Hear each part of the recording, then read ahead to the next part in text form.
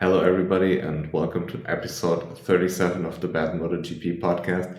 Keelan is with me after a long summer break, and hello, glad to be back after this long break. And I'm very glad that we can finally discuss MotoGP again. So, did you enjoy the races? Did you enjoy the summer break? And how are you doing? 5 long weeks. But we're back. Ladies and gentlemen, the Bad MotoGP podcast is back, coming to you live in the aftermath of old blighty Silverstone, England. Had a great summer break, Leo. Been doing my thing, as you know. Still haven't tanned, but that's okay. We'll work on that. Yeah, really enjoyed the races today. Didn't enjoy the weekend, but unfortunately, that's English weather for you. It's really never fun, unfortunately. But Sunday was one hell of a day. Brilliant racing from beginning to end, from the bottom class all the way to the top and everything in between. Really looking forward to getting into the intricacies of today and really looking forward to be back. Yeah, before we start to talk about MotoGP, I would take a wild guess and say you're not the type of guy to get tanned, you're the type of guy to get red. So, Yeah, I'm a lobster kind of guy and I'm not talking about the food. yeah, so English weather maybe not too bad. Imagine how bad it would be if you're in Spain. Oh god, imagine if I lived in Portugal. I mean, I'm burning Yeah. from my ring light.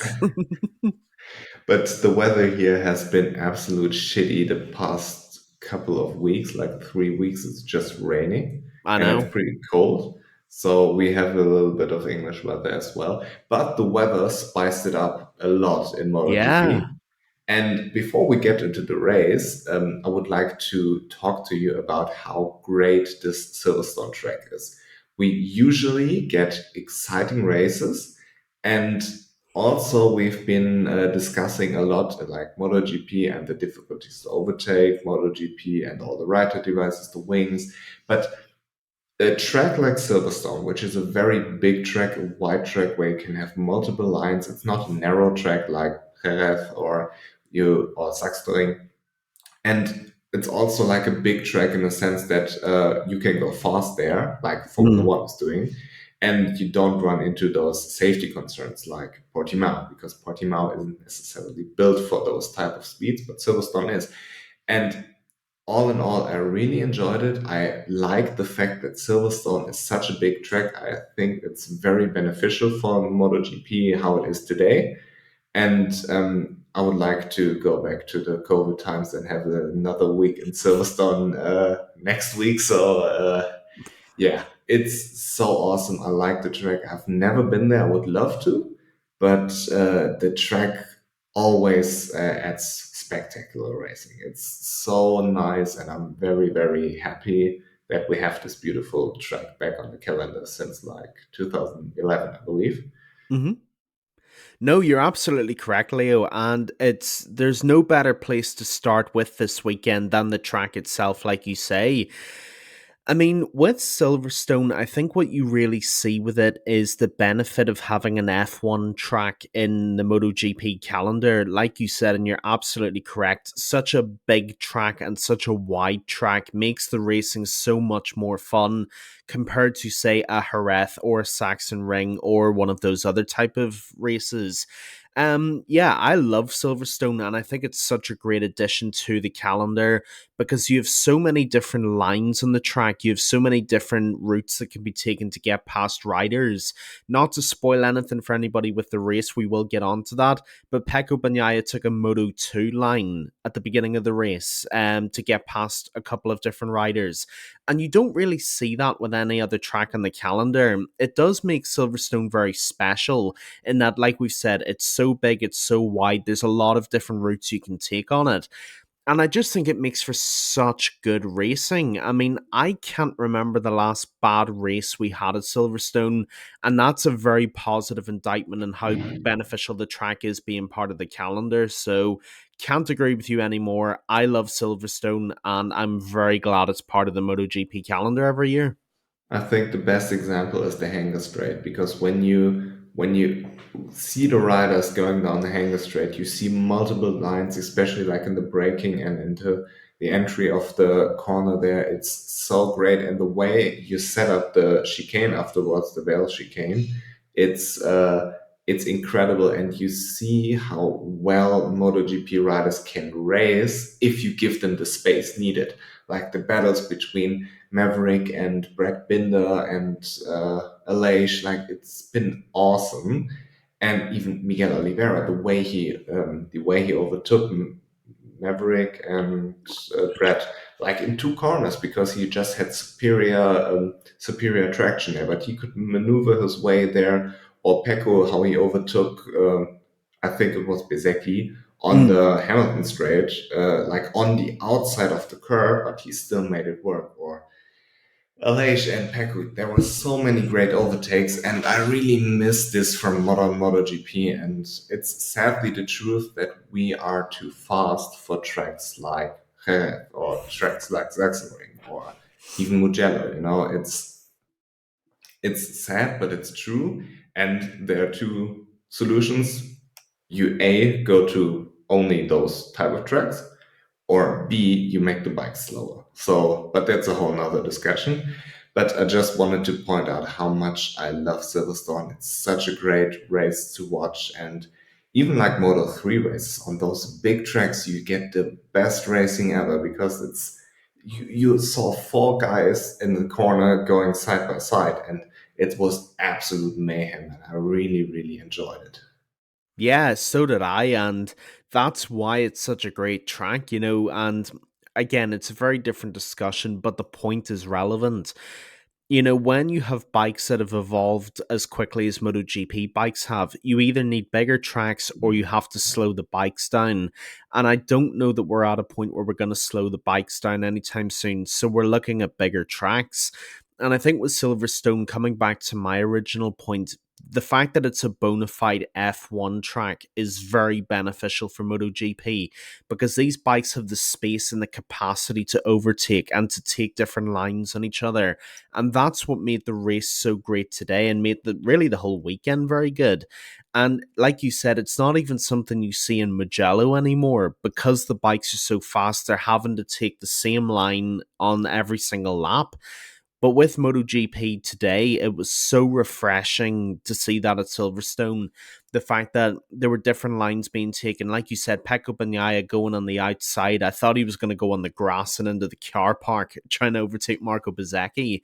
The fact that we can see that and we know it can still be done should be a huge source of comfort to MotoGP fans. And I know it was a big thing for me as well.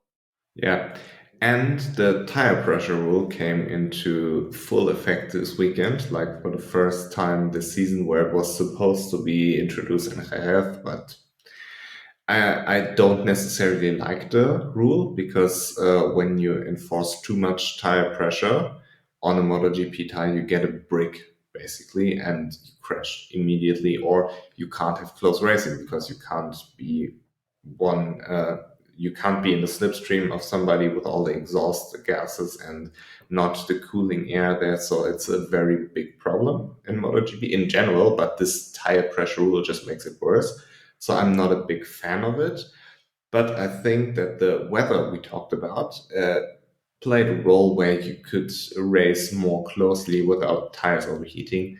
Because imagine, like in Catalonia, where it's 50 degrees track temperature, the thing is cooking, and when you then can't, or when you then have to maneuver with the tire pressure, then it's going to be difficult because it's a total different ballgame if you're in front like Pecco was today, or like in a position where Aleix was today. And I don't necessarily like it, but let's see how it plays out because it's only like theoretical what I just pointed out. So let's see how it plays out. Maybe it could shift the balance from the manufacturers that Ducati is less dominant, which could be a good thing, like we saw today. But yeah, with the tire pressure rule, I'm a little bit concerned. Let's put it this way. Yeah, I'm kind of in the same boat as you in this, in that I'm more the jury's out on it, to be honest. Like you said, I think those are very valid concerns, and I think at some point in the future we may well see that happen. But I think with the weather at Silverstone this weekend, it mitigated a lot of those concerns because there was no real concern about tires overheating when it's as cold as it is in England. But I think when you get to races like Catalonia and races like Valencia, where it gets very, very hot, that is going to become a very different discussion at some point when you've got like 40, 50-degree heat on track and those tires are getting eviscerated, and they're constantly under pressure and they're wearing out and they're squealing and all this kind of thing. So I'm kind of on a wait and see attitude, but I do think at some point your concerns are going to become valid, and it'll be interesting to see what the response is at that time. Yeah. I'm curious how many crashes we will get because of this. Like, maybe Marco Bezzecchi crashed because of this today, maybe not. I don't know. I haven't heard an interview from him. But I mean, there are a thousand reasons why he crashed, but we will discuss this later. Now we have to discuss Aprilia because for once, for fucking once, Aprilia had a good start. And Aleix was making up positions from P12. He was like in P6 in no time. And Maverick Vinales gained 3 positions on the start, which Hmm. is very unusual for Maverick. I mean, he usually goes 3 places back at least. And also Oliveira, he came from 16th on the grid and he had a good start. He had a very, very successful part of the race where it was raining. But incredible how well Aprilia did today. But I think it's not a thing that Aprilia made a step up. I just think it's that Silverstone and Aprilia just work. Yeah, it's a great point, and I do have to say, from the beginning of the season, from the prediction episode, from the very first race of the season, me and you have yelled from the rooftops that if Aprilia could get better starts, these are the kind of results you would get. And I don't know if Aprilia have figured out the launch control device and the gears, or sorry, the clutch. I don't know if they figured that out or not, but whatever happened today, it worked. And this is what you see. If you can get that Aprilia to have a very good first lap, it can stick in there with the Ducatis and the KTMs. And I mean, Alicia Spargo, Miguel Oliveira, and everybody else, they did a great job today. They really, really did. Maverick Vinales, especially, I was very impressed with. With Maverick, normally he's very tentative in the first on the opening lap. He's usually not scared, but he refuses to engage in the opening lap and he drops positions. Today he was very aggressive from the opening lap, and I think that was something to do with the good start that the Aprilia had. And really, there never was a point where it looked like they were out of it. I thought they were phenomenal today. And I thought Alicia Spargo winning was absolutely fantastic. The fact that he was competing with Pecco Bagnaia on the last lap shows that the Ducati can be beaten and that the Aprilia is more than capable of fighting at the top of the table. Now, I don't want to get too far ahead of myself here because it's a great day for Aprilia and they should be very happy. But they have to figure out this launch control issue and they have to figure out this clutch issue. Now, I tend to agree with you on this. I think it was more that just Silverstone works really well for this bike. But if they find something and if they can figure it out for the rest of the season, then Aprilia could really be in the mix. Yeah, we saw it with KTM how valuable a good launch control system is Exactly. because KTM isn't the best qualifier. I mean, they never have been. But when they are in the top, let's say top 6 or top 8 or like top 9, then they are usually in a very good position when it comes to the first corner because we saw it today with Jack Miller or we saw it back in Argentina with Brad Binder. The thing just starts well and it's so easy to gain positions, easy quote unquote, to gain Mm. positions on the start because you don't have to really overtake people. I mean, you just accelerate faster than them. And then you are in a much better position for the race. And also, the big problem Aprilia had was braking stability. But today, they were just fine overtaking. So I think that Aprilia made a step in the wet because that has been a problem for them. Hmm. But I don't think that Aprilia solved all the issues. I mean, they just have a track which works very well for them. And look at last year, Maverick was battling with Pecco, and Aleix was super competitive, but he had this broken foot. So, yeah, I think Aprilia has done a phenomenal job today, and they're even developing the bike better with the carbon fiber chassis. I don't know if you saw this. Mm. It's not race ready yet, but it could be interesting what they do with the carbon fiber chassis. And also, they had a new belly pan, which is better for the ground effect thing. So, Aprilia is doing a phenomenal job. They know what they do, and if they can figure those issues out, then they will be tough to beat. And I mean, Aleix is so fucking good. I really love watching Aleix race. And you saw that today, like the thing we talked about with the track at the beginning, but also the thing with Aprilia, the Aprilia just worked because he was able to overtake and be aggressive. He was in a good position in Assen, remember, but he couldn't overtake. It was impossible. And it's just a mixture of Aprilia being good, the track is good, and also, I think the conditions helped condense things a little bit more. But at the end of the day, we don't know what would have happened if it was bone dry. But I'm very, very impressed with Elijah Spargo. He's just a dog. I mean, if he sees something, he's fighting until he gets it. Yeah, and I think you make a great point about Aprilia in general. I think the carbon fiber chassis is a very interesting discussion point. I've seen that Lorenzo Salvadori's been testing that very extensively. Now he seems to be really happy with what they're doing with that, and I think that's really intriguing coming from Salvadori because he is as familiar with that Aprilia as anybody on planet Earth is. And if he's happy with that carbon fiber chassis, then that tells me that they're going in a very particular direction. Now whether that's implemented by the end of this year, beginning of next year, I'm guessing that's probably the timeline.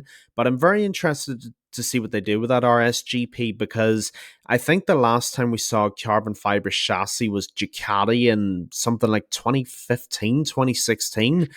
They abandoned it in 2014, so they had it in the 2013 and before era, and it was a catastrophe. I It know was that's so bad.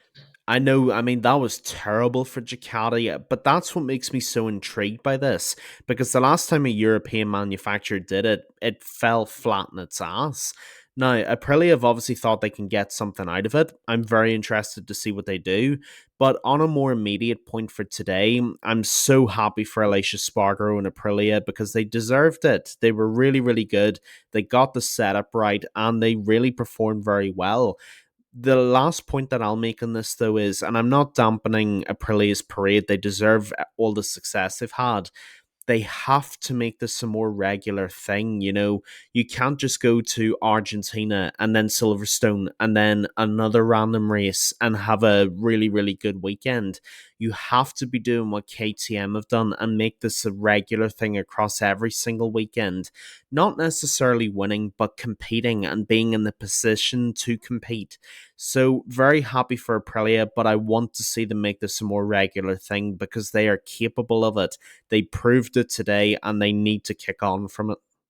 Yeah, I'm totally on your side with this, but I don't think this is a Aprilia issue because Aprilia is good. They're a good bike more or less everywhere, but I mean, Aleix had some problems overtaking, but Aleix is usually competitive.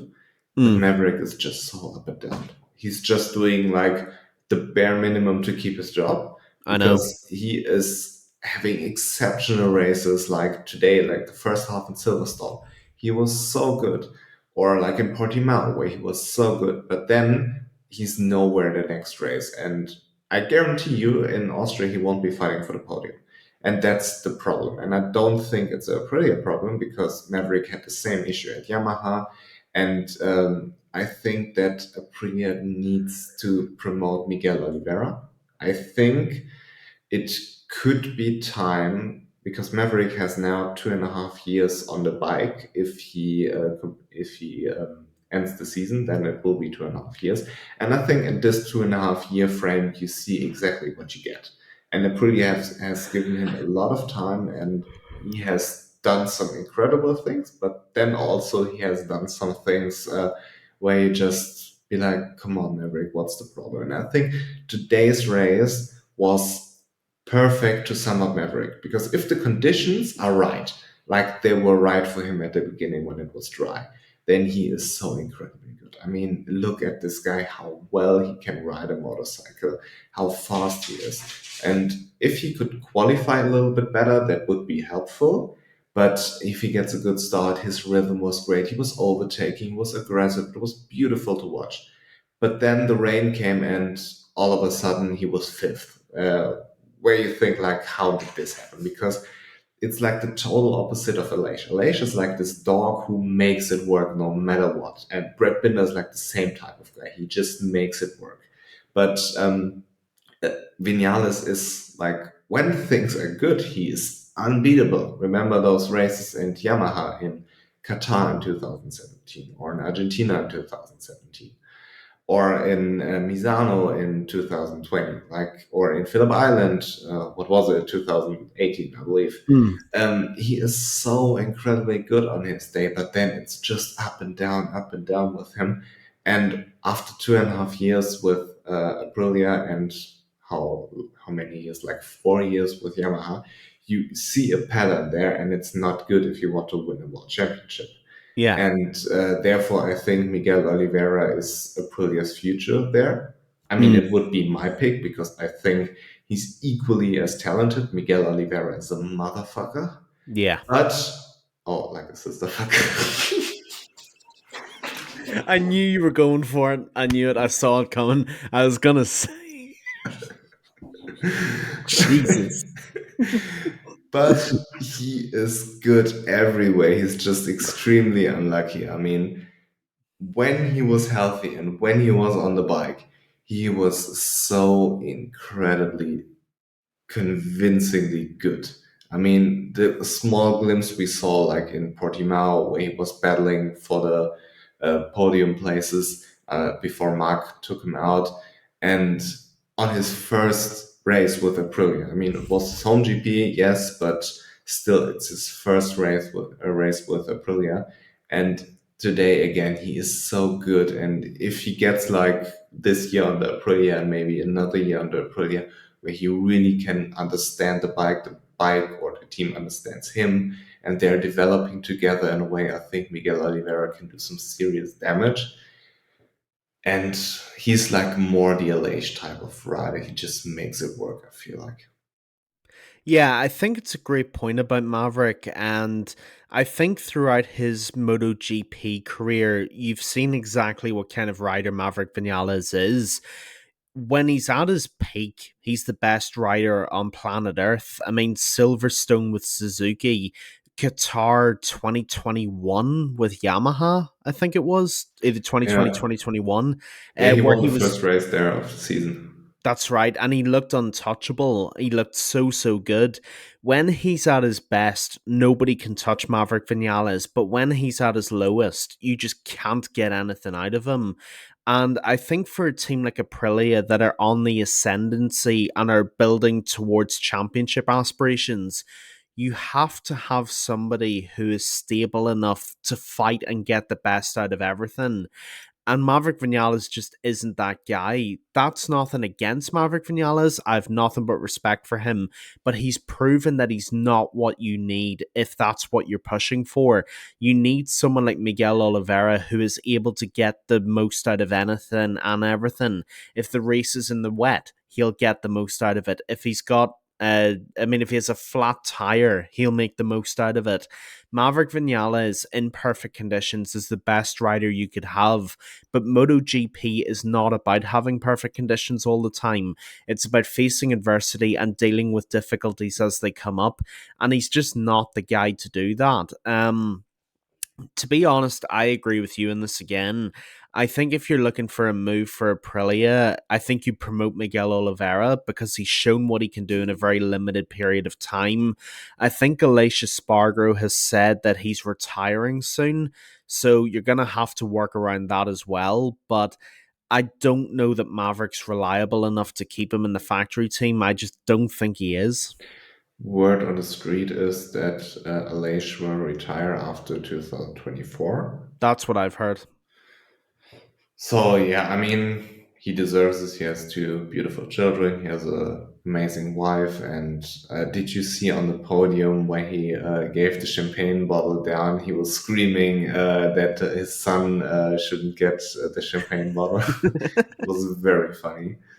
But yeah, Aleix, he deserves it all. And I'm not sure how valuable Maverick is for developing the bike. I mean, it's a genuine I don't know, because the Aprilia is a good bike, and he's been there for two and a couple of like Austria will be like exactly 2 years. Yeah. So he has done his fair share of developing the bike. I mean, you can't deny that. But I don't know. I haven't talked to anybody from Aprilia. I generally don't know how valuable Maverick is for developing the bike, or if it's more Aleix or more Lorenzo Savadori, or just the engineers who are brilliant. So I don't know. And I really think that Aprilia, like the braking thing, is so frustrating because you know the Aprilia is faster. You know, like Aleix can overtake, but then he can't. So it was very refreshing to see, and the way Aleix overtook Pecco was just brilliant. Like the perfect last lap move into Maggots and Beckett's, where he just was on his line because he accelerated fast and just said to Pecco, "No, today is my day. Fuck off." So he was like on the outside. Pecco was never gonna make it, and I was very scared of the hanger straight because I thought like you motherfucker with your fucking Ducati don't overtake him. Yeah. But he didn't, so everything was fine. I mean, how anticlimactic would it be if he just passed by him like Aleix was on a Yamaha? So yeah, but good thing LH won. I'm very happy how this race played out, and I would have loved to see Oliveira on the podium. I was rooting so hard for him, but yeah, I think that we can really look back at this at one of the best races of the season.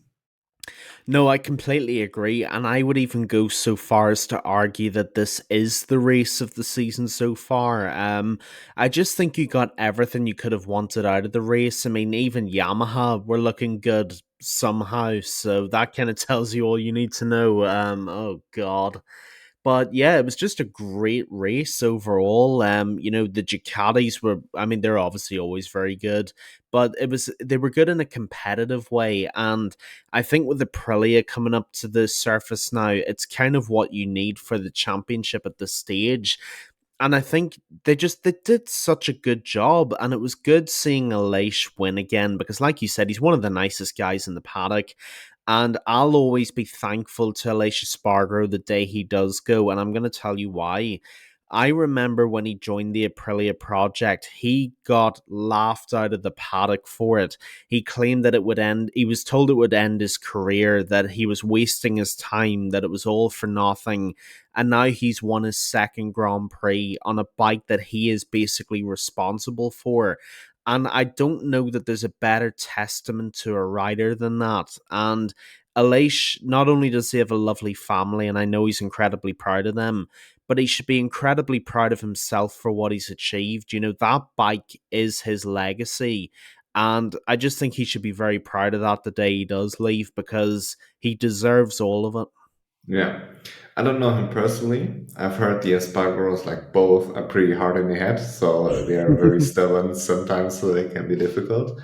But like just from an outside perspective, you see this guy who was with Aprilia on the CRT bikes back like in 2013, goes to the Open Yamaha, and he always was doing good, whatever he did. He just was on shitty bikes. Mm. And then he got to Suzuki, like finally got the factory thing.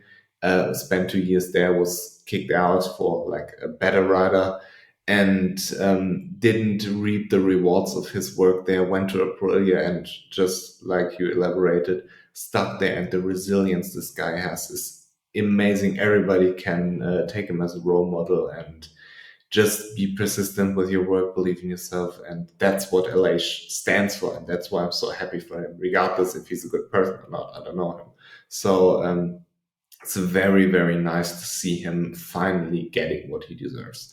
I mean, I remember this embarrassing Twitter rant from Jorge Lorenzo, where he was insulting Aleix, like, "Hey, how you're still in MotoGP when you haven't won a race," and all of this stuff. And now he finally can lift his middle finger high up in the air to everybody who doubted him. So yeah, it was so great to see him win, and I was genuinely very excited when he overtook Pecco. I was nervous in the last lap. Yeah, I mean, look, Jorge Lorenzo is a three-time world champion. He's qualified to talk about this, but God, he can be a prick sometimes. He really, really can. And I remember when he made that rant because he included Cal Crutchlow in it as well, if you recall. And I just think with Aleix, there's so many more people that love Aleix because of what he's gone through. You know, I'm not saying Jorge Lorenzo ever had anything handed to him. I'm not making that accusation. But I am saying that Aleix is on a machine that he developed and that he put the effort into. And that's an incredible legacy to have. You know, he might not be a world champion. He's probably not going to be a world champion in the Premier class, but his legacy is that an entire manufacturer is respected thanks to his effort and his pig-headedness. And that's a hell of a legacy. And there's a lot of people who'd be very happy with that legacy. So LA should be very proud of how far he's come. Yeah, and if one day somebody wins a world title on the Aprilia, doesn't matter if it's Aleix or somebody else, it will be part Aleix title. It will. So, I Yeah. mean, if he's like 40 sitting on a couch and some young guy like David Alonso wins the MotoGP title on the Aprilia, then Aleix can give himself a pat on the back because he is part of that. Whatever Aprilia does in the future, he has laid the foundation for their success because he believed in them. He was persistent with his work. He didn't retire even he wanted to when things weren't going his way, and Aprilia wasn't doing well. So he is such a great guy, such a great sportsman who is not appreciated enough. No, I agree. And I think this is the last thing I'll say because I know we've got a lot to cover. I think Alicia Spargo is the true definition of a sportsman because, like you said, there's been times in recent years where he would have been very well forgiven for retiring and giving up and throwing in the towel. But he never gave up and he never quit on himself. And like I said, he stuck out the Aprilia project when nobody else would have. Nobody else wanted that project. Nobody wanted anything to do with them. And the fact that they are now able to get riders of the quality of Miguel Oliveira and Maverick Vinales to be associated with Aprilia, that is all thanks to Alicia Spargo. And you make a great point. Whatever they do in the future, doesn't matter if they win a world title or not, doesn't matter if it's another rider who wins a world title, whatever success they achieve, Alicia Spargo has ensured he'll always be a part of that. And I don't think anybody is more deserving of that. Do you think Maverick should get a penalty for his ambitious overtake attempt on Jack Miller? Um it's 50-50 for me, to be honest. This is one where I can kind of see why they would give a penalty, but to be honest, I kind of like, as we've discussed, I kind of like riders that go for it, you know. I think there was a pretty legitimate opening to go for it, but being Maverick, he completely fucked up the attempt at it. So it's one of those things where if he wasn't given a penalty, I'd understand it. But if he was given one, I wouldn't be mad either. Because I would have given him one. Okay. Because when you are a rider on track and you overtake somebody, and this person has to leave the track and then come back like 10 positions further down the grid, you fucked up. And Yeah, I can see that. the long lap penalty would be a fair judgment to do this, because you don't want to punish this, because you don't want to encourage riders to do that. I mean, he kind of fucked up himself. He lost a couple of positions, so he punished himself a little bit. But poor old Jack Miller, I mean, he was in a good position. I like when Jack Miller's in the front, because usually you get very exciting races because he's slowing everybody down. And yeah, I mean, it's a truth. Look at the races you've led, or where he's like in P2 or P3. They're bunching up behind him, and it's usually very entertaining. Look Hey, at I Le don't Mans. disagree with you. I think you're absolutely right. All hell broke loose in Le Mans. And I'm all here for it. Like when Pecco's in front, nothing happens because he's so fucking fast. And I still think that this was not Maverick's best moment, and he fucked Jack Miller's race completely, and it was, yeah, it was not very smart. I would have liked to see like a long lap there. I would have understood, and I would have given one. But then again, when you compare, I don't want to get into the whole Stewart. What am I doing again? I'll just finish the sentence and then we will go to another topic, because I'm sick of it. Like Go to when you commercial. compare Pecco's overtake on Jack Miller and Jerez and getting a penalty for this, and Vinales' overtake on Miller and not getting a penalty, it's two different things. So yeah, I think Long would be a fair judgment, because he would have gotten like the same shitty position he put Jack Miller in. Hmm. And if you're overtaking somebody and they have to leave the track, it's not a good look. No, look, I'm not going to argue with you on it. I think you make a very good case for it. I think, like I said, I think the opening he went for was legitimate, but it was such a cack-handed attempt at it that if you cause somebody to lose multiple positions, you kind of have to be punished for it. So I do think it's one of those things where I would give him a penalty for it, just based off of that. Like I said, if they didn't, I'd get it, but I think in this case, all things considered, I am kind of convinced. The thing which speaks for Maverick is that he's not the type of guy to do this regularly. So if he gets like a hard warning for it, if you ever do this again, we will give you a long lap, then I would be fine with it as well. I would assume that they are not doing this because they're fucking incompetent. So yeah, but from a not so smart move, I think Pecco rode a very smart race, Mm-hmm. and he was in a very difficult position. Yes, he was leading the race, but he was on slicks and it was raining, so he's like the test rider in a way, how fast you can go without crashing. So he had to maneuver this and judge this, and like Pecco's judgment isn't always the best. So it looked like he didn't enjoy the warm beer in Great Britain. So he was sober for this race and didn't fuck up. But no, in all seriousness, very good performance, very mature. Took the risks he had to take, but not went above this. When Aleix overtook him, he tried everything, but didn't do anything stupid. He's just in a position where he's extremely fast and extremely consistent now after his couple of fuck ups at the beginning of the season. It's a very good. I mean, not good for the championship, but it's good to look at because he's so incredibly brilliant, and he was doing a very good job today. Not a spectacular job, not a flashy job, but that's what you need to do when you want to be world champion. Yeah, I mean, first of all, the weather in Silverstone would sober anybody.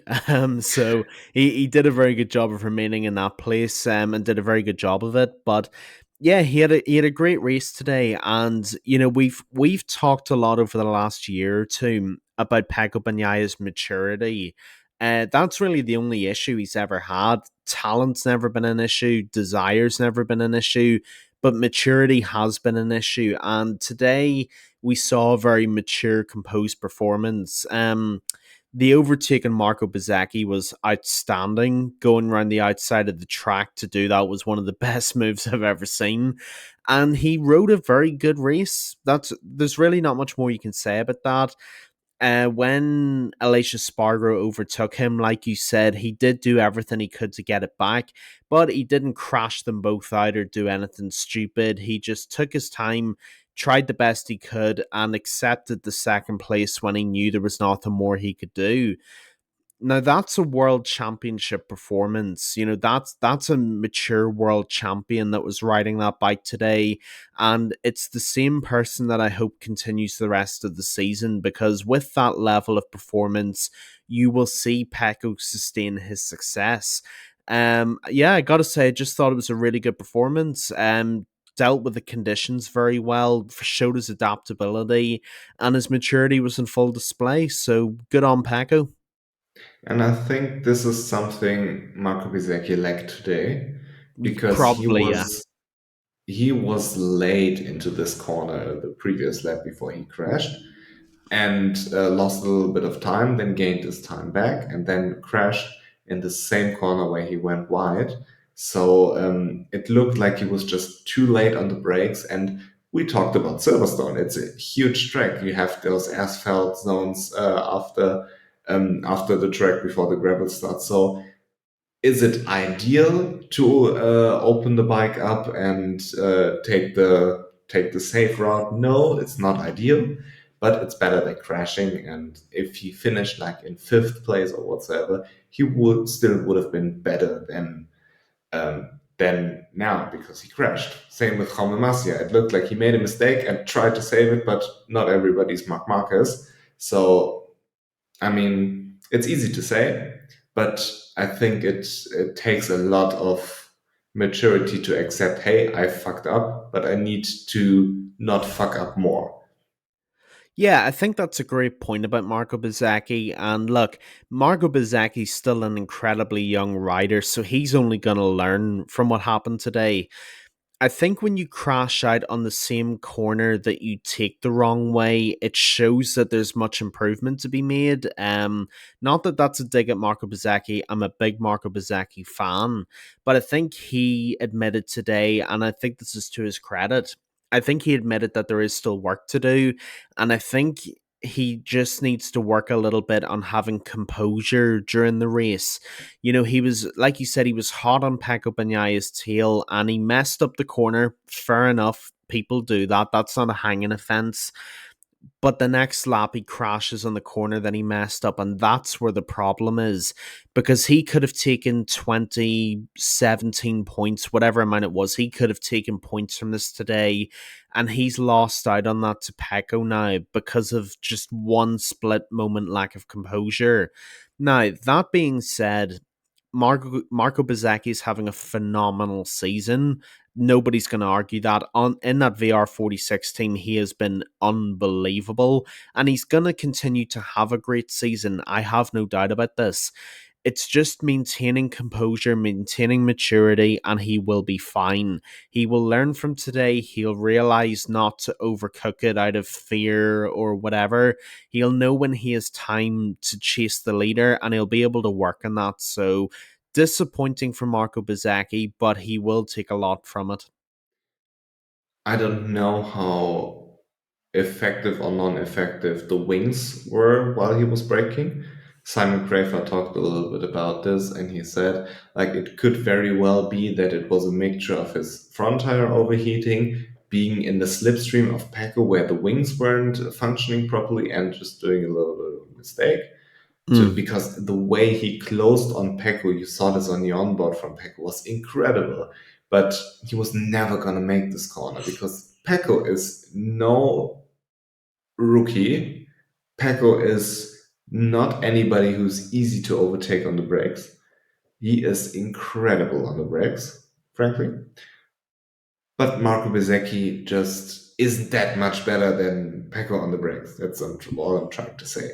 So I just think that he did a mistake there. He was braking too late, but I can't judge what effect the wings had, what effect maybe the tire pressure had or whatsoever. I don't know.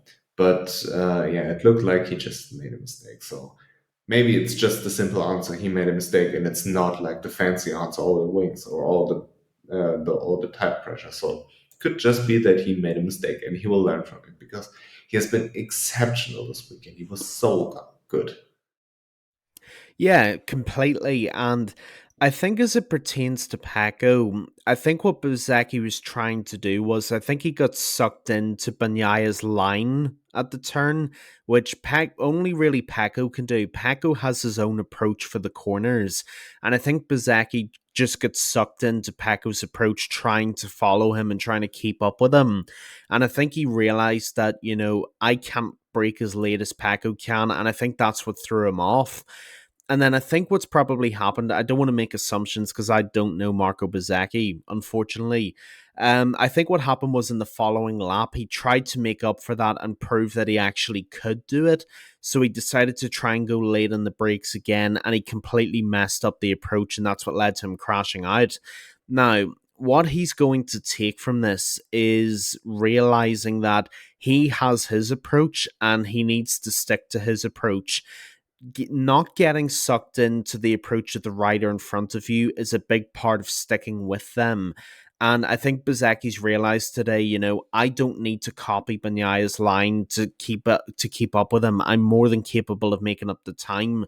Like you said, on the onboard camera, Bezzecchi was flying towards him, absolutely flying towards him on that bike.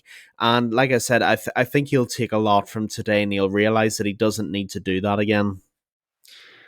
I think that also Bezecchi is in a position where he doesn't want to lose to Pecco Yeah, because I think they're so. very close friends and they want to compete all the time. And he was just like, ah. But thinking about it, I mean, the way the race played out, it would have been totally fine to just go wide in this corner, lose like maybe 2 seconds to Pecco would be okay, because at the end, when it was racing and Pecco was leading, he could close the door again, or close the gap again, I should rather say, like Miguel Oliveira did. I mean, Mm. he is good in the wet. He showed that in Argentina, so yeah, but I think he will learn from it. Just it's his second season. He will do those mistakes, and he will continue to do it. It's fine because he needs to do those to learn from them. Yeah, but if anything, it's actually a mark of how impressive Marco Bezzecchi is that this is the first time he's really made that mistake in his second year in the Premier class. I mean, he hasn't started off making these mistakes. It's taken this long to make that mistake. And I think that tells you how impressive he is as a rider, that it's only today, following his very close friend trying to beat him, that that's what caused the mistake in the first place. So, like I said, I don't. There's a couple of people I've seen freaking out about it, making a big deal of it. It's not that big of a deal. It's a mistake. It happened, and I don't think it'll happen again for Marco Bezzecchi. He'll keep his head, he'll keep his cool, and he will use his own race initiative in the future. Yeah, and I think I can say this quite confidently. He wasn't going to win the championship anyways. I mean, Yeah, you did. You even were if very consistent in that. if Paco didn't crash his car in the summer break and break both of his legs, he would have won the championship because Paco is just better than him. He's on a better bike, he's the better rider with more experience, he knows what to do. And Marco Bezzecchi is just in his second season. I mean, what can we expect? Not everybody's Mark Marcus, like I said at the beginning. I mean, it's totally fine to do what Marco Bezzecchi is doing at the moment. So I'm very optimistic about his future. I'm very optimistic about his current season because he's doing phenomenally, and I wouldn't interpret too much into his crash. It was just a mistake, I think. Exactly. That's where I'm at. As far as I'm concerned, it happened, won't happen again. We move on. I mean, talking about letting the race come to you, Yamaha had a surprisingly interesting race. I mean, At the beginning, Frankie was doing incredibly well. Then he dropped back a little bit, went for the gamble with the rain tires. Didn't play out, but if I was him, I would have done the same thing because what do you have to lose? If you're going to finish in 11th or 13th, it's the same basically. So go for the gamble, and if it plays out, if it really started to rain cats and dogs there, he would have been one of the heroes. So the upside is huge and the downside isn't particularly low. So what he was doing, I was completely fine with. Fabio, whatever the fuck this was, I mean, he completely fucked up his Saturday, but he was having a very good race. He was like briefly in the top seven, I believe, or like definitely top 10. I can't remember the exact I think position. he was P7. I think you're right. I don't know. But, anyways, he was doing good. And the way he was riding there was incredible. But then this thing with Luca Marini, it looked a little bit like a Marcus esque crash because he was just overriding the bike so hard. And I mean, I don't know how well the Yamaha functioned after this one, but I would have just continued because the time you lose on this thing isn't close to the time you lose on the pit stop and the wet tires on a dry track. So I would have just tried to bring the naked bike to the finish line like Lewis Hamilton did in 2020 with his broken down Mercedes. So yeah, I don't know. I mean, it could have been that Fabio said the thing is unrideable now. I don't know, and I don't know if he would have been disqualified. Could also be the case. I don't know that. So I think Fabio had an incredible race. Was unfortunate with the crash, and I think this sums up his season so well. He's such an intelligent and such a good rider. I mean, the way he was performing over the last couple of seasons is incredible.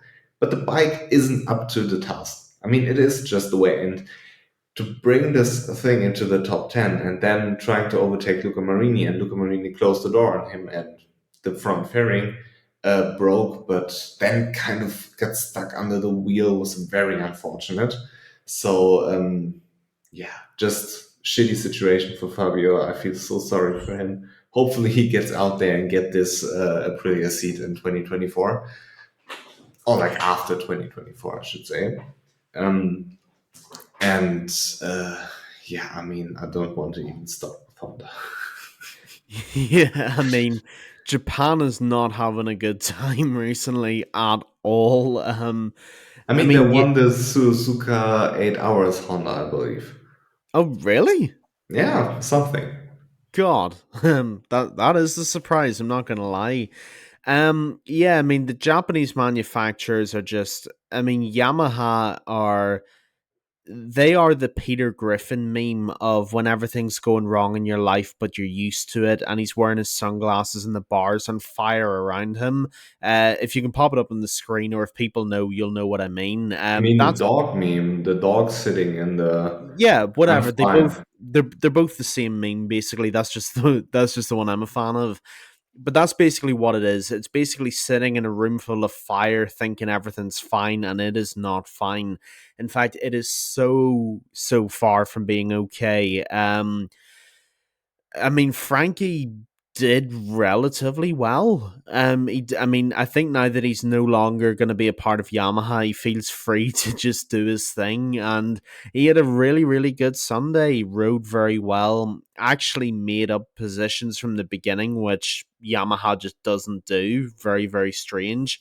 Fabio did the same thing again. Very strange indeed. And yeah, overall they had, considering how utterly terrible Yamaha have been, they had pretty good races, which sounds, if it sounds like I'm saying this in a strange way, it's because I find it very strange. It's just, it's weird because they finished in something like P13 and P15, but we're saying they had a good race. I believe 14th and 15th. Frankie was 14th and Fabio was 15th, I believe. Exactly, yeah, you're right. P14 and P15, and I mean, it's just such a strange situation. It's almost something that's paranormal. I can't even rationalize it. But yeah, they did whatever they did. You know, Fabio riding around on a naked bike that was destroyed and still managed to finish. Fair enough. Honda, I don't even know what the hell. I don't even know where the hell to start with them.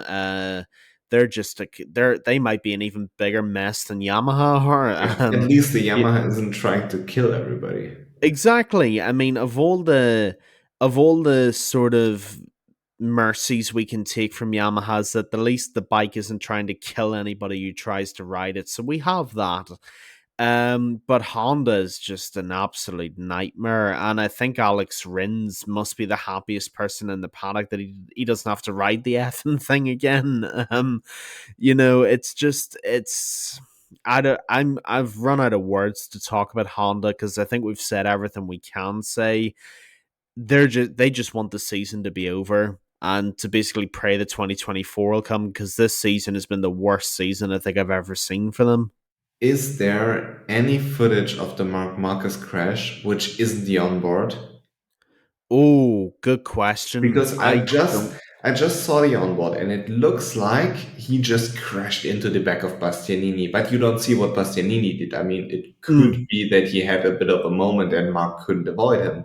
It could be that Mark is just being Mark and totally ran into him. So I don't know. It looked bad for Mark because the way he bumped into this bike, I mean, it's like the same thing as always. Why is it always him? Mario Balotelli, Mark Yeah, I Marquez. mean, there are things like Maverick and Jack Miller we talked about. There are things like Alex Marquez and Pecco Bagnaia. There are things like Fabio and Luca Marini. But those are like instances which happen sometimes in racing. But then there's Marc Marquez, who always attracts all chaos. And then you ask yourself, okay, why is that? Is it a problem of Mark, maybe? It's a very good question, and to be honest with you, I just don't have the answer. I really But don't know. I just want to add, I'm sorry to interrupt you. I just want Mhm. to add this. I don't know because I haven't seen a proper replay of this. Yeah, I haven't either. That, to be honest, that's the only point I was going to make. I haven't seen any other footage of that crash either, so I can't really say who was at fault. I don't know if Bastianini brake checked Marquez and he couldn't get out of the way, or Mark Marquez basically thought, "Stuff this! I'm going to rear end you and I'll kill us both." I mean, I got to be honest. I don't know what it was. Neither would surprise me, to be honest. Also, it could be very telling that Dorna didn't show the replay. Exactly, yeah. Maybe Dornan must know something we don't, because I have not seen a shred of footage from that crash apart from the onboard, and the onboard doesn't even tell you that Yeah, much. there are always the CCTV cameras, and I hope that they will show them like on Twitter tomorrow or whatsoever, because I'm very curious on how this crash went down. But we know how the Jake Dixon and Darren Binder thing Oh, went down. And did you see the broadcast live? Yeah, because yeah, I didn't. I just saw the video on Twitter where Jake Dixon was basically insulting Darren Binder for 2 minutes straight on yeah, live TV. It was so incredibly funny. yeah. And I've heard a lot of criticism. I personally think it's hilarious. So what's your point on this whole thing? What was your thoughts when you watched it? So this is a really interesting discussion because, like you, I obviously, because I get the now TNT Sports X BT Sport coverage of MotoGP, I was watching this live when Neil Hodgson interviewed Jake Dixon live in the garage. There's a lot of different ways you can approach it. A lot of people have been very critical of TNT for going to a rider who hasn't recovered yet and basically sticking a microphone in his mouth saying, "What do you think of the rider who knocked you off track?" I'm I'm just thinking about the Joe Rogan meme where he's putting the microphone. That's exactly what it is. That's exactly. I Oh my mean, god. we're UFC fans. We are used to getting a Edgar interview after he gets brutally KO'd and looks like he's dead. So Oh, that has to be the next meme. That has to yeah, be the next meme. Neil Hodgson's Joe Rogan. Oh, that's the best thing I've I ever will put heard. Joe Rogan the way. I mean, there's this meme template. I believe it was from the Conor McGregor fight, where Yeah. he sat next beside. Yes. Yeah, and I will put this on the gravel Yes. from for Jake Dixon.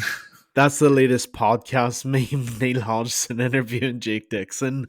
But back to the actual incident, because you're right, I was watching it live, and I was watching Neil Hodgson interview it.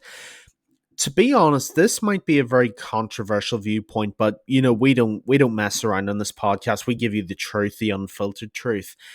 I quite liked it.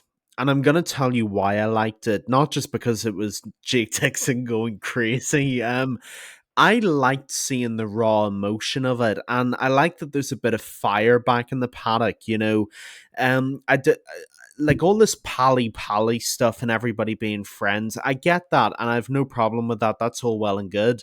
But I liked someone basically cutting a promo on another rider and saying you're an idiot and you should be banned. I quite enjoyed that. I did. I'm not going to lie to everybody. I really enjoyed that part, and I think Jake cutting a promo in the garage and Darren Bender's one of the coolest things I've seen in the paddock in a long time. And to be honest, he probably had every right to be upset. Darren Bender dive bombed Darren's back at it again. He messed up Jake's race and basically ruined his home Grand Prix. I get why he'd be upset. If it was my home Grand Prix, I'd also be upset. But I think with Jake Dixon, you can see. I mean, riders are always under pressure, but you can see with Jake Dixon, he's a guy that's under a lot of pressure. And he's He's been very emotional. He's he's a, very emotional. very, very emotional, exactly. He's been touted for a MotoGP seat. He won the last race before the break, and now he's pissed off at Darren Binder for basically ruining his race. And I have to say, aside from being excellent meme material, I liked that he showcased his personality. Some people are saying, that's the way to talk yourself out of a MotoGP seat, and, you shouldn't have interviewed him when he was emotional. I liked it. I enjoyed it, and I thought I can see it for what it was, and I thought it was cool seeing somebody, calling for someone to be banned and saying you're an idiot. I was faster than you. You shouldn't have done this. You shouldn't have done that. I enjoyed them doing it, to be honest with you. And I think it adds an interesting dynamic to it as well, because you're getting a writer's genuine, unfiltered opinion. And, I know writers are press trained and they have press officers and they do a very good job, but it was nice seeing some humanity and seeing genuine emotion behind it. So I really want to hear your thoughts on this because I know you enjoyed it, but I enjoyed it a lot. That's where I'm at with it. Yeah, I watched it basically 90 minutes ago, Hmm. and I thought it was fucking hilarious because the guy has a point. I mean, look at Darren Binder. We talked about Mark Marquez. Why is it always Mark Marquez? Like, why is it always Darren Binder? He fucked up Dennis Foggia's championship. Okay, Jake Dixon is delusional that he has a shot against Pedro because he hasn't. And he's clearly like the fifth best rider in Moto 2 right now because Pedro is number one, Tony Arbolino is number two, Alonso Lopez is number four, number three. I'm sorry, I can't count Hmm. anymore. After 1 hour of podcasting, I forgot how to count. Number four is Iogura, and number five is Jake Dixon. It's that simple, in my opinion. So yeah, he wasn't going to win the championship anyways. I mean, Pedro did whatever he wanted to the whole field except Fermin Gear and who was in second, Aaron Canet. Hmm. And with I don't know if his foot is broken or whatsoever, it looked bad because he was on crutches and took off his boot. He was on pole position with the thing. He did basically what he wanted during the race, just faded towards the end. And it was his first weekend on the Moto 2 in Silverstone. He was in Silverstone on the Moto 3, had a very bad race back then in 2021.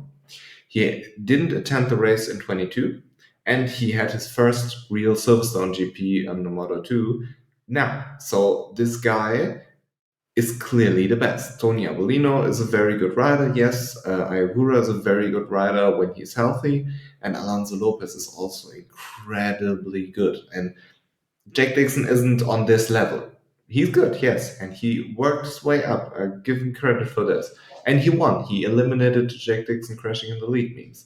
So yes, but apart from this, he is right. I mean, Darren Binder fucks up everybody's races, and even when he's not making riders crash, he's usually very aggressive and ruins their races in a way or another. And he should be banned. I mean, this incident in itself, it wasn't the worst thing. We saw worse incidences where the rider didn't get banned. But when you accumulate a lot of small and some big incidents, you get up to a pretty shitty record. And Darren Binder has accumulated that. And I mean, what more do you want to see? And it basically comes down to nobody caring about Moto 2 because they, after this first lap crash there, they let the race continue while the marshals were still on track on a above 2 minute racetrack. I mean, it Hmm. was horrendous, but that's a different topic. But back to Jake Dixon, he was right. Yes, maybe not to the extent because he was emotional, but the core of his Frustration. the core of his frustration, that's the right word, is completely correct. He wouldn't be angry at, let's say, Aaron Canet if Aaron Canet did this, or not in the same way angry at Aaron Canet, you know? Yeah. But he was completely right, and I think it was absolutely right to interview Jake Dixon because it's hilarious. And I think this is adding like the expectation or the thrill to the sport that you see, okay, it's about something. It's not always just a hobby where you're friendly with everybody. It's about something. And I would like to see this more often. And also like people like to get angry at stuff. Jake Dixon won't lose a potential MotoGP seat because of this interview. If it would be like this, it would be very embarrassing for the MotoGP team, you know? If you say, okay, I would like to have this rider because he's good, but he did this one interview where he was angry at another rider. I mean, come on. Um, this would be very too sensitive to say this. Yeah. So yeah, get the stick of out of your ass and be a man about it, because Jake Dixon had every right to be frustrated. The extent of the frustration was due to his emotions and his home Grand Prix. He's a very emotional guy. He was under a lot of pressure. A lot expected him to win after his performance in Assen. So yeah, I thought it was hilarious. I thought it was okay to do this, and he still has time to maybe put it into perspective. Say, hey, I was emotional, but this is like after I thought about this for a night, this is what I really think. And if his core intention is the same, or his core problem is the same with Darren Binder, then I'm fine with it. I mean, if he comes out and said, "Oh, I'm totally sorry, I didn't mean to see it," I mean, this looks weak, but if he just stands by it and phrase it a little bit more politically correct, I'm totally fine with it. And like I said, I'm used to seeing UFC fighters get knocked out and crying in front of the camera because they don't know where they are, and Joe Rogan is still interviewing them. So yeah, I don't see the problem, and I think there are too many snowflakes in the paddock who just want to write a story about something. I would love it if Jake Dixon came out in either a press conference or another interview with TNT and he just doubled down on it and he's like, F you, Darren Bender. When Darren I Binder, see you, it's on. Darren Binder, I will fight your fucking ass. You're taking everything I worked for, motherfucker. Oh god, we've got such a good storyline here now. Yeah, I mean, look, the jokes write themselves, but I actually think what happened today, even though it was bad for Jake Dixon, and I'd never wish anybody crashing on anyone, this is what I've been waiting for a long time. I like that there's animosity. You yeah, could promote it in social media. It gets views, it gets clicks. Jake Dixon lets rip at fellow rider for crash. Whatever headline you make up. I thought it was good seeing personality for once in the paddock. And like you said, you used a very good phrase. There's too many snowflakes in the paddock. I like seeing personality, and I don't want everybody saying, "Oh, this guy's my best friend," and "Oh, it's all good that you crashed me out." We'll always have next race. I liked it. It's like, no, you know what? I'm annoyed. He's an idiot. He's got a rap sheet a mile long and a mile wide, and I'm fed up of being the next person that's had to put up with this idiot. Get him banned. Get him out of the grid. I like that. I actually thought it was a really cool promo. And I think if MotoGP are anyway smart, which they're not, but if they were, they would capitalize on this and they'd actually promote it, because I thought it was very, very good. Imagine those stories in MotoGP, how well you could promote a sport, like the rivalries between Rossi and Lorenzo and Stoner and Marquez and all of the stuff that happened there. I mean, nobody was angry at Danny Pedrosa because Danny Pedrosa is just a sweetheart. But like, we are still talking about this, like the alien era. Oh my God, but you could make so much more out of it. Like the MotoGP Unlimited thing. I talked with somebody the other day who was inside the paddock and said, "Hey, there was so many missed opportunities within that because they didn't really showcase what was going on and what was happening there." So I really think that this could be a good opportunity. Like, I mean, Darren Binder won't cry tonight because somebody called him an idiot and a clown, but it's entertaining for us fans. So let us have some fun, and I don't see the problem basically. And I agree with Jake. Like he is an idiot. I mean, he is a clown. Yeah, he is. And the thing with Darren Bender, and again, this comes back to why I like what he did. Everybody thinks this about Darren Bender, all the writers, but nobody's ever had the courage to say, you know what, he's reckless, he's dangerous, and somebody needs to call him out. And Jake Dixon did it. Now, I mean, I see the argument for not sticking a microphone in his face in the immediate aftermath of it, but I think there's much more benefit to it than people have given it credit for. I thought it was refreshing. I thought it was genuine. And I think it's completely alleviated the concern that they're just robots underneath the helmets.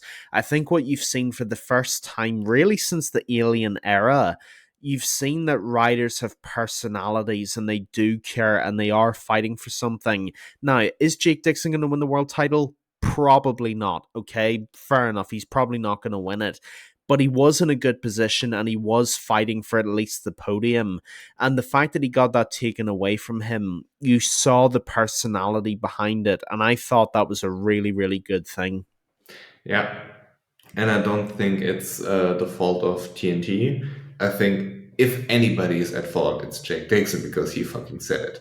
Yeah, So I mean, he has to deal with the consequences, but I like that he was giving an opportunity to be himself. And he yeah, was giving an opportunity to really say what he's feeling. And I really liked it. And I would like to see more of it, like in MotoGP. Like I would have loved to hear what Darren Binder, not Darren Binder, I'm sorry, what Jack Miller had to say about this thing with Maverick, or like Enea Bastianini about the thing with Marcus. And back when the whole Marcus shit was going down in Portimao, I would have loved to hear from Miguel Oliveira and Jorge Martin. But yeah, I mean, it's all very censored in a way, let's put it this way at the moment. And I think it was good that Jake was open. He was relatable. yeah. And that's all you can ask for. And, a few weeks ago before the summer break, you had our very good friend Maddie Patterson on the podcast, right? And you asked her, who is a marketing specialist, how do we grow this sport? How do we make it bigger? How do we bring it to all corners of the earth? This is how you do it. Get people invested in the people who participate in the sport. This is very, very good marketing material. This kind of thing will go viral. Like, for example, I'm not drawing comparisons. In Major League Baseball last night, two players got into a fist fight, and one of them got Yeah, knocked on his fighting. ass. Tim Anderson, Jose Ramirez knocked Tim Anderson on his ass, and they both squared up. That's been going viral all day today, all across the world. This should do the same for MotoGP. get people invested, get people questioning, oh, who's this guy and why is he upset with this other rider? Oh, his name's Jake Dixon and this other guy crashed into him. Oh, this other guy's done it a lot to other people. And this is how you get people into the sport. Showcase the personality more, put a spotlight on the riders, and the sport will grow itself. Like Major League Baseball, people are going to watch the sport now because they saw someone get knocked on his ass. The same thing applies. The same principle applies for MotoGP. It's just showcasing the people. Yeah. And talking about all of the Moto 2 mayhem, Hmm. how fucking good is Fermin Aldiger? Oh, wow. He's I so mean, good. I remember seeing him in the European Championship 2 years ago, and he was winning every single race. He was head and shoulders above everybody else, including Alonso Lopez. And he finally shows what he can do. I think there were a lot of expectations, and he didn't quite live up to them because they were really high expectations. And now he finally grew into the MotoGP paddock. He grew into his team. He grew into his role, and everything was perfect for him today. The track is good for the Boscoscuro, like with the Aprilia. It just suits the bike, and he made the best out of it. He did what Alonso Lopez couldn't, and he did what Alonso Lopez did last year, like in Misano or in Phillip Island, where you thought, "Oh my God, is he good?" So this is what Fermin did today, and yeah, it wasn't too spectacular, but it was impressive.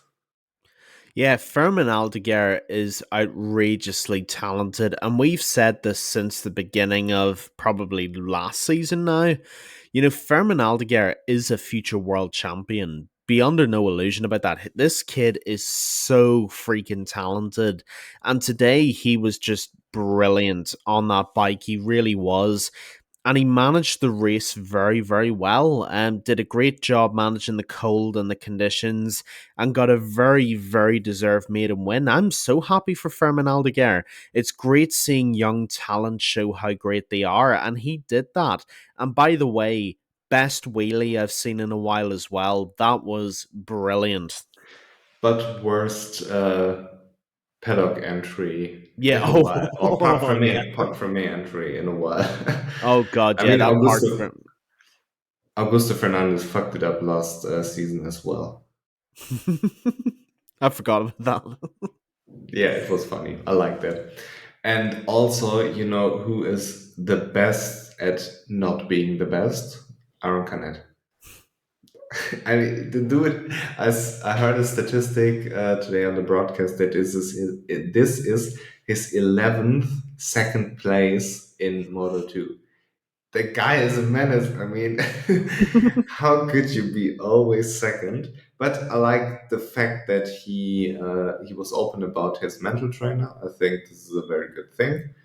Also, like for the acceptance of mental health in the public and all of this stuff, because it is a part of health. It is a part of being a human being to struggle, and he was open about it and talking about it. I think this is a good example for everybody, and also he did very well, and he finally got back to the podium. And I think, I mean, we've been talking about this for years now that his race win will come, but yeah, it looks like it won't. It looked today that he could have won, but then Fermin came and ruined it a bit. But yeah, absolutely amazing by Aaron Canet. Being the best at being second is something as well. So yeah, that's very, very impressive. Yeah, I mean, he is the Johan Zarco of Moto 2, you know, just excellent at finishing second and on the podium, but just never on the top step. It's really, really weird. First of all, I would like to agree with what you said, and I commend Aaron Canet for being so open about his mental health issues and the steps he's taken to deal with them. I think in society, I certainly know in my part of Europe, you know, we are still in a place where it's not accepted enough. You know, not enough people feel comfortable about being honest and open about the difficulties that they face. And I commend Aaron Canet for being so honest about it. I think that'll help a lot of people, and I hope it sends the very positive message that it is. As far as the race, he was very, very good. He showed how good Aaron Canet can be. But like with every second place finish, just never quite enough to win. It's really, really weird. He lost that stupid bolo tie, which I think helped a lot. But he can't quite get to the top step, and I don't know why. I would like to see him win. I think it would help him a lot, and I think he did. I think he actually deserves to finally win. It's like he's being pranked all the time, and someone's just pulling the first place away from him. But I Yeah, hope he wins because it would be cool to see. And great race today from Aaron Canet. yeah. Also, Zonta had a very, very good Saturday and not so particularly good Sunday.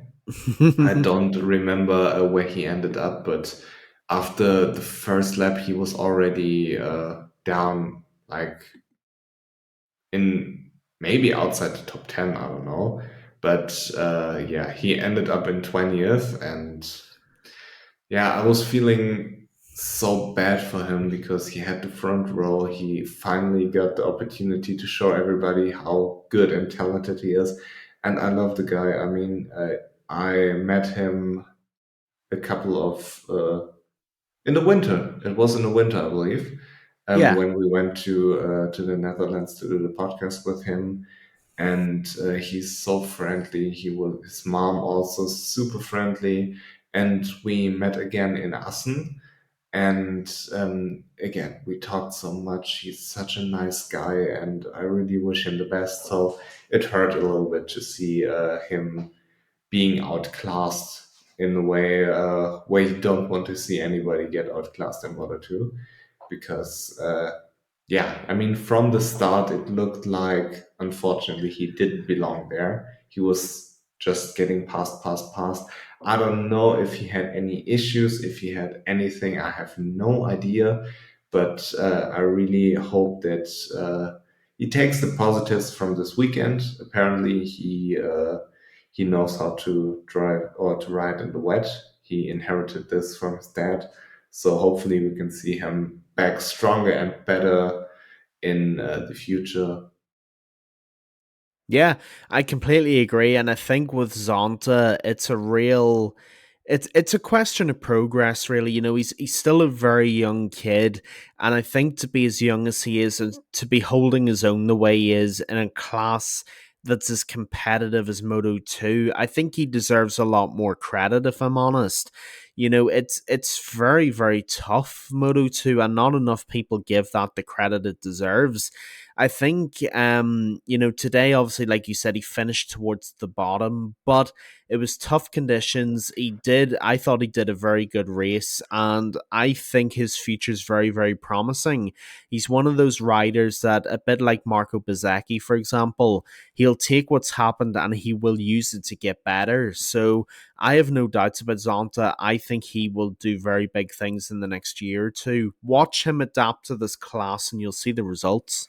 Yeah, because you have to consider he went from the junior category straight to Moto 2 last year. Exactly. So on the development scale, he is more or less where Daniel Algado is right now. Yeah. And Daniel Gardo is still in Moto 3. So you still have to take this into consideration. And when we talked about it, we he said, and we both agreed on it. Let's put it this way: that this is more like a 4 or 5 year thing. Like after 5 years, then he should be where his talent or where his skill is. But right now it's just too early, and it was a very, very impressive qualifying. I was very happy for him. Unfortunately, he didn't have the pace today due to whatever reason, but I just wish him the best for the future and hope he can finally get those World Championship points he deserves so much. Yeah, I mean, I completely agree. And I think you make a great point as well with Zonta. some riders are able to come in and basically take the class by storm, Pedro Acosta and so on. There are those kind of riders. I think with a rider like Zonta, you're right, it's definitely a 4 or 5 year project. And you have to remember, he's been thrown in at the deep end. He's gone from those junior categories straight into Moto 2, bypassing Moto 3. And that's a big jump. You got to give the kid time to get to grips with it, get used to the class, get used to managing the different conditions and the feelings of the bike. But when you give him time, you will see the results and you will reap the rewards of it as well. I like the fact that his team are being patient with him. I think that's the right approach. And I think even maybe towards the end of next year, you will start seeing what Zonta's capable of. I think he's a long-term project, but he's a project that's worth investing in. Yeah, I know he has a 2-year contract, so we will see what happens after this year. So yeah, hopefully he will get resigned. It would be nice to see him being another year in the same team. Mm. And also, while we kind of talk about this, I felt so bad for Scott Ogden too. I mean, he had the front row that stalled the bike on the grid, had to start from last place, and still he made a good race. So, which leaves me wondering what could have been, because I think there would have been this extra motivation to be, to be fighting extra hard for a top spot if you're in this podium hunt or in this top 10 whatsoever. It's just basically the same in Moto 3. Hmm. So I think that it was unfortunate. Again, I don't know why this thing happened, if it was his mistake, if it was maybe the team's mistake, or if it's just a technical issue there. I don't know. So yeah, I just wish him the best for the future and hope both guys can take the positives out of this race and leave the negatives behind and learn from them. Yeah, I agree. And, when it rains, it really does pour. And that applies to Scott Ogden, to qualify as well as he did, but then stall on the grid and have to. I mean, that's just bad luck. And that could happen to anybody. And it has happened to others before him. But it's not an indictment on him. It happens to people, and I think given where he started, he still did a very good race, like you said. I've been impressed with Scott Ogden. I think he's shown a lot of potential this year, and again, a bit like Zonta, he's a project that is worth investing in. I think next year you will start seeing a lot more of him and getting those good results. But yeah, as far as today, he made the best of a bad situation. Yeah, I'm very disappointed in Jaume Masia because Jaume Masia has the experience Not the to. first time anyone's ever said Yeah, that. Jaume Masia has the experience to not do those mistakes. And like I said at the beginning, not everybody is Mark Marcus. Not everybody can save those miracle saves nobody else can save, because that's what makes Mark special. And again, when he's in this situation where he doesn't mistake, it takes a lot of maturity to just stand the bike up, um, come around, and then sort your bike back into the pack and lose like 10 positions or whatsoever.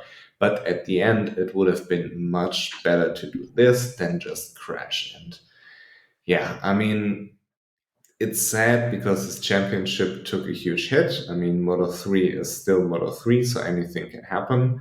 But yeah, I would have expected more from such an experience rather like how is. Yeah, I agree with you. I mean, with Jaime Masia, he reminds me a little bit of Maverick Vinales in a way. When Yeah, it's his day, he's the best rider in the class, but when it's not his day, like today, he just can't get it going. And with that mistake that you talk about, it's exactly right. Not everybody's Mark Marquez. It's okay not to be able to save that. I'd rather he crash out, accept it, and move on than potentially do himself much more damage by trying to do something he can't do. But with the title picture in mind, it does do him damage. His title has his potential title has definitely taken a hit from today, but I have seen enough from Jaime Masia over the last years to know that he will be back and he will still be uber competitive in those races. And he's got to make sure this is a quick recovery, because that kind of thing could disappoint people very easily. It could certainly disappoint himself. And I hope he has a quick turnaround in time for the next race, because this title is still alive and he has to believe that. As long as he does, he'll be okay, but he's got to keep going. Yeah. And to wrap things up, like the last thing on this podcast is the last thing that started on the grid, but it's incredible what David Alonso did. I mean, he had Wow. the second best Moto 3 performance ever, with the best being Pedro winning from the fucking pit lane. But the way Alonso rides this season is so mature. It's so in control. He rarely has those moments. Certainly can't remember one of them where he looks like Dennis Önci or David Munoz, where you think, "Oh my God, what is he doing? This is dangerous." But he's always in control. He knows how to manage a race. He knows how to be fast, and it's just incredible. And today was. I don't think it was his coming out party. I think it was in Jerez back in the early parts of the season where he Mhm. finished second. But he is so incredibly good. He's just a rookie. He's so young, and he can go all the way because he is so nice to watch. I mean, clean. If you hear something in the background, don't worry. The dog is scratching at the door. But yeah, we will just wrap this thing up, and then I will take care of her. She'll get some huge cuddles, and we'll go to bed then. But yeah, back to David Alonso. Incredible. He's so nice to watch because he's fast, he's in control, and he's smart. And those three things in combination is very dangerous. Yeah, it is. And I mean, with David Alonso, I mean, this kid is so gifted. He's absolutely unbelievable to watch. I mean, winning from last place, from worst to first, I mean, you never see that. You don't see that in anything. You don't see it in motorsport. You don't see it in any other kind of sport. And for David Alonso to do that today was just outrageous. And it was brilliant to watch. Colombian national anthem, first time in Grand Prix history. I mean, that's the kind of history that you want to be making. And David Alonso deserves so much credit because that was just a phenomenal performance. I'm so proud of him, and you should be very proud of yourself as well, Leo, because you sang his praises from the beginning. And I know you've been very high on David Alonso for a long time. And this vindicates a lot of people. It vindicates him, it vindicates those who've supported him, and the world is now on notice that there's a new superstar in Moto 3, David Alonso. Welcome to the game. Yeah. But I have to be honest, after his junior career, I didn't expect this. I mean, I knew he won the Red Bull Rookies Cup and against some serious competition against Daniel Agado, Diogo Moreira. Those boys know how to ride a motorcycle. Mm. But he was a level below Jose. Everybody was a level below Jose Antonio Roya last year. And what I'm seeing from him, I expected more from Jose, but still, he knows how to ride a motorcycle, and he is very, very, very, very talented. So I'm very excited on what will happen in the future with David Alonso, and I can't wait for Austria. Yeah, I'm exactly the same. I just think there's an infinite amount of potential with David Alonso, and I think if he taps into even 30-40% of it, you'll see very special things from him. I think he's so gifted. It's not even fair how good he is, and I'm looking forward to seeing what he does the rest of the season. Yeah, quick shout out to Colin Vaya. He did a good job. Also, an amazing guy. And Daniel Algado did good today. He did what he needed to do for this championship. Mm. And Diogo Yeah, Moreira had some good moments. Yeah, I think Danny Holgado definitely deserves a shout out. Obviously the race, like every Moto 3 race, it gets a bit chaotic from time to time. But I think Danny Holgado did a great job of holding his own, and getting a podium was huge for him today. So big shout out to him. Diogo Moreira had some good moments, but I mean the day belongs to David Alonso without question. Second best Moto 3 performance ever, as ranked by Bad MotoGP memes in the Bad MotoGP podcast.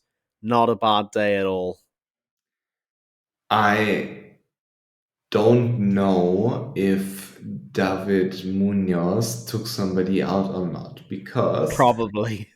yeah, the thing is, I saw on the broadcast that he had something in the background, but I didn't see what it was, and they didn't show the replay. And all of a sudden, two guys crashed. But it looked like he had some kind of a moment where his rear came around and then saved it. But I don't know if the crash of Suzuki and Bettelli had anything to do with it, but or if anything happened there, because it was just the background of the screen, and I didn't really caught what was going on there. Didn't really catch what was Hmm. going on there. So yeah, I don't know if David Munoz fucked up or not, but like with Darren Binder and Mark Marquez, probably he did. Yeah, I'm willing to assume, based on recent history, that David Munoz did something wrong. He is the new Darren Binder. Yeah, usually it's innocent until proven guilty. With Yeah, Marcus Binder and Munoz, it's the opposite. exactly. We had Dive Bomb Darren, we now have Maniac Munoz. Yeah. And I'm very excited for Austria. Totally different track, also a bigger track. And I'm Yeah. very, very excited to see what's going on there. And thanks for joining me. Thanks everybody for listening. And Keelan, I wish you a good evening. I wish you a good night, and see you soon. Likewise, my friend, I look forward to seeing everybody post Austria.